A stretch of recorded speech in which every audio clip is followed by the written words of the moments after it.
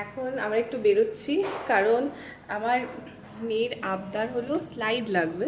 তো অনেকদিন ধরে বলছিল স্লাইড কিনতে হবে, মানে যে স্লিপগুলো চড়ে পার্কে, ওগুলো ওগুলো মানে বাড়িতে রাখার মতো, মানে একটু ছোট সাইজের পাওয়া যায়। মানে ওর খুব মানে খুব ইচ্ছে, ও কি করে ওই বালিশ আছে বাড়ির ঘরে যে বালিশগুলো দিয়ে ওরকম করে এরকম করে রেখে ওগুলো দিয়ে স্লিপ চড়ে। তো তার জন্য আরও আনতে যাওয়া, কারণ ওইভাবে ফট করে পড়ে যেতে পারে বালিশ এদিক ওদিক হলে। আর এদিকে আমাদের ব্যারাকপুরের এখানে না একটা ফার্স্ট ক্রাই দোকান আছে, তো আমরা সার্চ করেছিলাম। এখন এখানে এই এই আউটলেটে আছে নাকি জানি না এই জিনিসটা। তো আমি দেখেছিলাম ফার্স্ট ক্রাই আছে আর ঠিকঠাক দাম আমি দেখেছি, তো ওখানেই এখন যাচ্ছি। আর সবাই ঘুমোচ্ছে এইটাই একদম ঠিক টাইম আমাদের যাওয়ার জন্য। তো সবাইকে ঘুম পাড়িয়ে আমরা এখন যাচ্ছি। তো যাই, দেখি কথা বলবো, হয়তো যদি না থাকে অন্য জায়গায় ঘুরতে পারি, বা ওদের বলবো হয়তো এনে দিয়ে যেতে। আর দেখি, আর এখানে সেরকম একটা এই স্লাইড মানে এরকম বড় বড় খেলনা মানে অন্য কোথাও পাওয়া যায় না, একটু বড় সড়ো ব্র্যান্ডের দোকানেই পাওয়া যায়। তো যাই, জানি না পাবো কিনা। গলায় কি ঝুলিয়েছে? লাল লাল চেম্বার নয়, ঘন্টা বাজা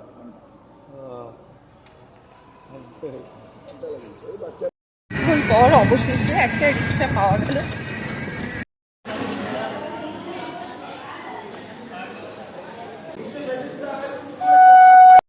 এইখানে আসতে না আসতে আমাদের খিদে পেয়ে গেল। এতক্ষণে পেয়েছে, তো আমরা একটা চিজ উত্তাপম অর্ডার দিয়েছি। কতক্ষণ লাগবে? হচ্ছে চিজ উত্তাপম, এটা সাম্বার না, আর এটা চাটনি।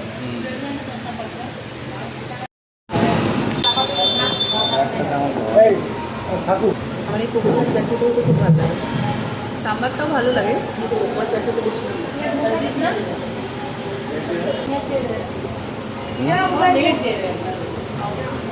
ভালো লাগে। ভালো টেস্ট না, এটা ছিল না আজকে।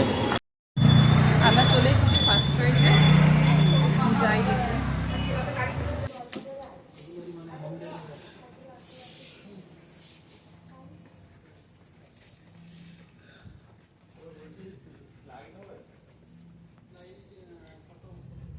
এদিকে সব ক্লথিং,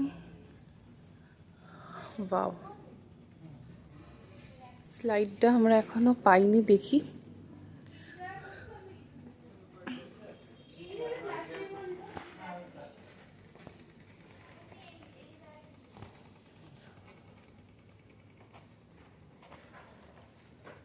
এগুলো খুব সুন্দর, এগুলো ফ্লোরে পাতলে বাচ্চারা খেলতে পারে।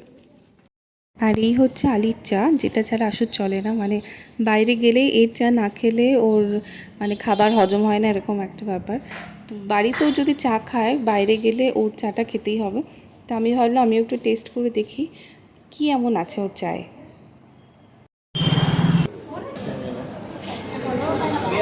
কটা? পাঁচটা? চারটে? কজন? তুমি ক্যাশুটা দাও তো দাদা, এটা চারটে দিয়ে দাও না।